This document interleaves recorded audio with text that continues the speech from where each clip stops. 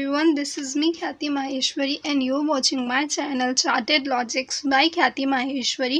If you are new to my channel, don't forget to subscribe to this channel for more such videos.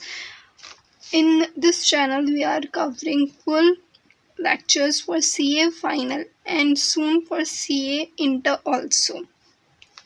We are in today's lecture we are covering section 162 and 163 in detail plus fast. Okay, so Section 162 says about appointment of directors to be voted individually. अभी इस topic के लिए आपका मेरी पहले वाली videos देखना बहुत ज़्यादा ज़रूरी है। तो अगर आपने हमारी पहले वाली वीडियोस नहीं देखी है तो मैं आपको रिकमेंड करूँगी कि आप एक एक करके हमारी पहले पूरी वीडियोस देखिए, उसके बाद में आप इस टॉपिक के ऊपर आइए। अगर आपने वो नहीं देखी है फिर भी मैं आपको रिकमेंड करूँगी कि आप 149 सेक्शन वाली वीडियो ज़रूर देखिएगा। Okay, 149 and 151 specially. ओके, इसके अंदर हमने रोटेशनल डायरेक्टर्स के बारे में पढ़ा था। रोटेशनल डायरेक्टर्स जो होते हैं वो रिटायर हो जाते हैं।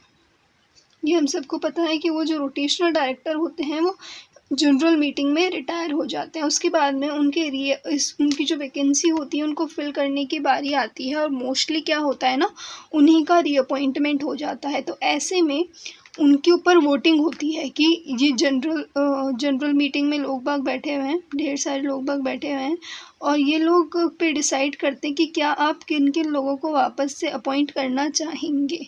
ओके, किन किन लोगों का वापस से अपॉइंट करना चाहेंगे। तो अब सपोज करिए ये ए है, ये बी है एंड ये सी है। ये ए है, बी है एंड सी है। ये वाला अच्छा डायरेक्टर है, ये भी अच्छा डायरेक्टर है, लेकिन ये इतना अच्छा डायरेक्टर नहीं है और इसे पता है ये बात और ये सोचता है कि अब ये जनरल मीटिंग आ गई है, मैं रिटायर हो गया हूँ और मेरे रीअपॉइंटमेंट ये लोग नहीं करेंगे, वापस से मुझे डायरेक्टर नहीं बनाएंगे। तो ये क्या करता है, ये बोलता है कि क्या, जब क्वेश्चन की बारी आती है कि क्या आप हम तीनों को रीअपॉइंट करना चाहेंगे, क्या आप हम तीनों को रीअपॉइंट करना चाहेंगे। तो इसका मतलब क्या हो गया कि अगर ये लोग हाँ बोलते हैं इसका मतलब है कि तीनों रीअपॉइंट होंगे और अगर ये ना बोलते हैं इसका मतलब तीनों ही रीअपॉइंट नहीं होंगे। इसका मतलब ये तीनों इंडिविजुअली वोट नहीं कर रहे हैं, एक साथ में वोट कर रहे हैं, तो ऐसा वायलेशन है। लेकिन ऐसा भी कर सकते हैं, मतलब कि हर एक को एक वोट करेंगे। पहले पूछेंगे मिस्टर ए को अपॉइंट करना चाहते हैं या नहीं, फिर बोलेंगे मिस्टर बी को अपॉइंट करना चाहते हैं या नहीं, फिर बोलेंगे मिस्टर सी को अपॉइंट करना चाहते हैं या नहीं। लेकिन एक और तरीका है जिसके अंदर सिंगल रेजोल्यूशन पास करके अपन तीनों को अपॉइंट कर सकते हैं। कब, जब पहले ही जनरल मीटिंग में सारे लोगों से पूछ लिया हो और ओआर पास कर लिया हो कि हम एक ही रेजोल्यूशन से तीनों को रीअपॉइंट करना चाहते हैं या नहीं, बशर्ते कि ना किसी ने भी उसके खिलाफ वोट नहीं करा हो। मतलब कुछ लोग, सपोज करो 100 लोग हैं, ओके 100 लोग हैं, इसमें से 80 लोगों ने यस बोला, 10 लोगों ने वोट नहीं किया और 10 लोगों ने कुछ नहीं बोला। तो क्या हुआ, इन तीनों कैटेगरीज के लोगों ने किसी ने भी मना नहीं किया। अनएमोनियस रेजोल्यूशन के अंदर क्या होता है, सब लोग हाँ करना ज़रूरी होता है, कंसेंट ऑफ ऑल डायरेक्टर्स होने ज़रूरी होते हैं। लेकिन इसके अंदर क्या बोला कि कोई भी कास्ट नहीं होना चाहिए वोट अगेंस्ट इट। ओके, अब मैंने आपको इसका एक बेस दे दिया, अब अपन रीड करते हैं और फटाफट मैं आपको बताती हूँ क्या है इसके अंदर। ये बेयर एक्ट के प्रोविज़न है, जो भी मैं इसके अंदर लिखती हूँ वो पूरा बेयर एक्ट है। तो दो सब सेक्शन है, 162 subsection 1, 162 subsection 2।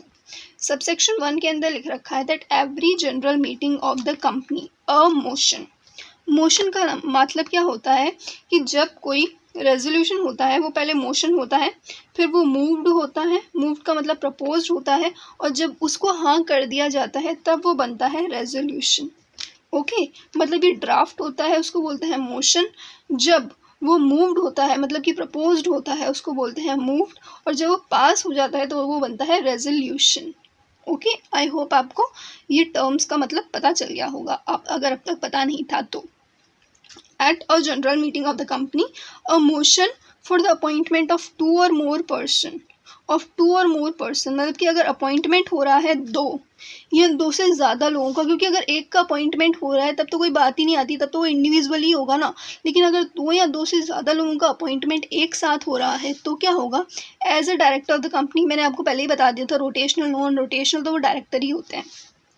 Bye a single resolution, अगर सिंगल रेजोल्यूशन के द्वारा अपॉइंटमेंट हो रहा है 2 से ज़्यादा लोगों का तो ये शैल नॉट बी मूव्ड, ये प्रपोज्ड ही नहीं होना चाहिए, शैल नॉट बी प्रपोज्ड। ठीक है, सिंगल रेजोल्यूशन के द्वारा दो या दो से ज़्यादा लोगों का appointment as a director moved नहीं होना चाहिए, अनलेस का मतलब होता है जब तक कि ये proposal in such a matter at first has been agreed at the meeting, जब तक कि ऐसा मोशन, ऐसा प्रपोजल पहले ही अग्री नहीं कर दिया गया हो मीटिंग के अंदर, without any vote cast against it, मतलब कि कोई भी वोट उसके अगेंस्ट कास्ट नहीं हुआ हो, कोई भी वोट उसके अगेंस्ट कास्ट नहीं हुआ हो।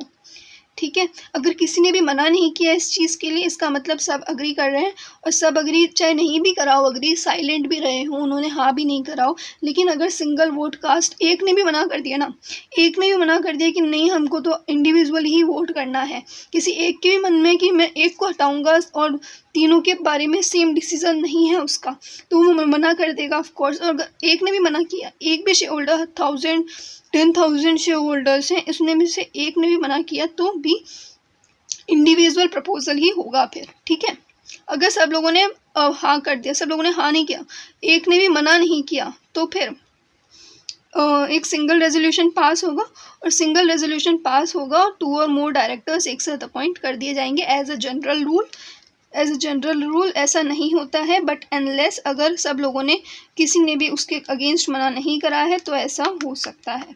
ठीक है, लेकिन अगर ऐसा भी नहीं हुआ और सिंगल रेजोल्यूशन उन लोगों ने पास कर दिया, सिंगल रेजोल्यूशन के द्वारा उनको अपॉइंट कर दिया, तीनों को बोल दिया, इसने बोल दिया, किसी को भी जानकारी थी नहीं और सब लोगों ने हाँ कर दिया कि हाँ भाई हम तीनों को अपॉइंट करना चाहते हैं, तो मतलब कि सिंगल रेजोल्यूशन के थ्रू इन तीनों को अपॉइंटमेंट हो गया, सिंगल रेजोल्यूशन के थ्रू। तो क्या होगा, ये वॉइड होगा। अब क्या है, वॉइड तब होगा जब किसी ने इसके अगेंस्ट आवाज़ खड़ी करी, किसी को इस बारे में पता चला नहीं, वेदर और not any objection was taken when it was moved, जब वो प्रपोज हो रहा था तब चाहे किसी ने ऑब्जेक्शन करा हो चाहे नहीं करा हो, तभी भी ये चीज़ कॉन्ट्रावेंशन कहलाएगी और ये वॉइड एब इनिशियो होगा। ओके, ये जो चीज़ है वो वॉइड एब इनिशियो होगी। तो सेक्शन 162 यहीं पे ख़त्म होता है, छोटा सा सेक्शन था। नाउ सेक्शन 163 है प्रोपोर्शनेट रिप्रेजेंटेशन को लेकर। प्रोपोर्शनेट रिप्रेजेंटेशन क्या होती है ना, एक टाइप ऑफ रीअपॉइंटमेंट होता है, मतलब कि एक तरीका होता है जिस तरीके से अपॉइंट करा जाता है डायरेक्टर को।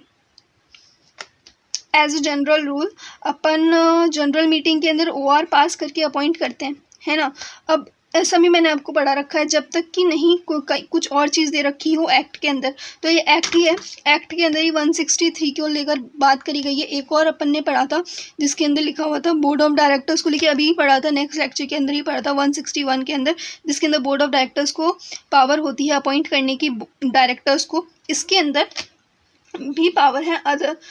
देखो पहली लाइन क्या लिख रखी है, not with understanding anything contained in this act, मतलब कि इस एक्ट के अंदर कुछ भी लिखा हुआ हो, चाहे इस एक्ट के अंदर ये लिखा हुआ है कि जनरल मीटिंग OR पास करके होगा, बोर्ड ऑफ डायरेक्टर्स पास करेंगे, चाहे कुछ भी लिखा हुआ हो, लेकिन ये एक्सेप्शनल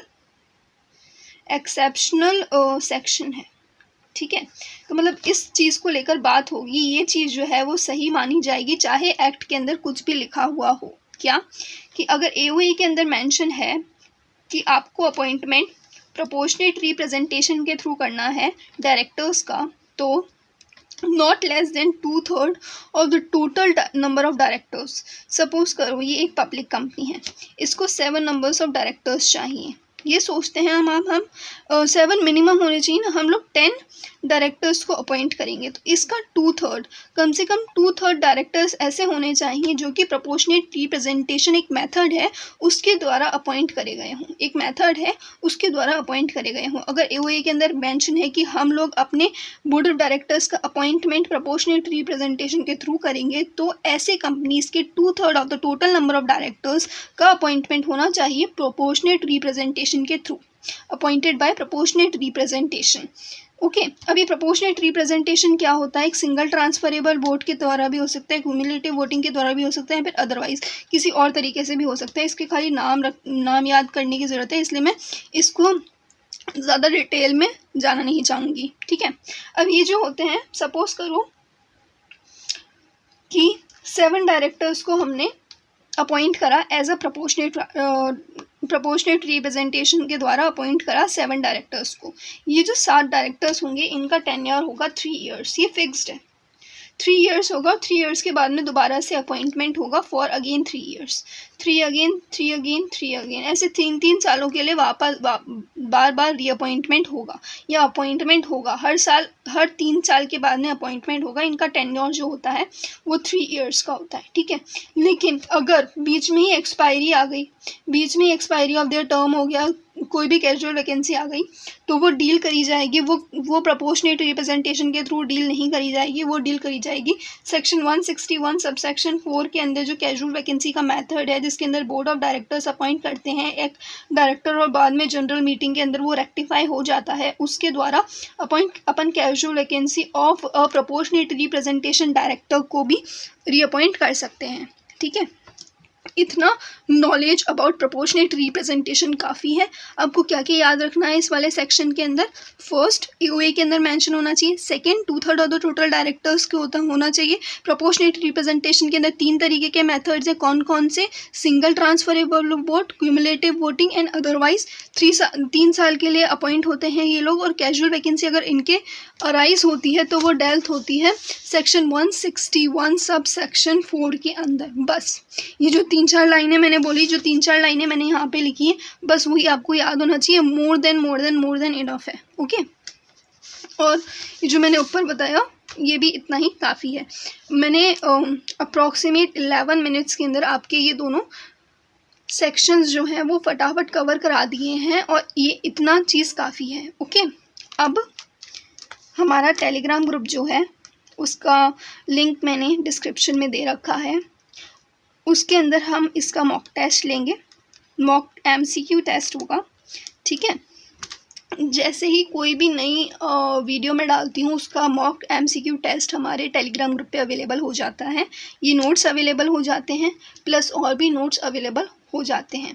अगर आपकी कोई भी कमेंट्स हो, कोई भी सजेशन हो इस वीडियो को लेकर, आप मुझे बता सकते हैं नीचे कमेंट करके, प्लस हमारे टेलीग्राम ग्रुप को ज्वाइन करके। वहाँ पे 100% डाउट सॉल्विंग आपकी होती है किसी भी सब्जेक्ट को लेकर, CA फाइनल के और CA इंटर के भी।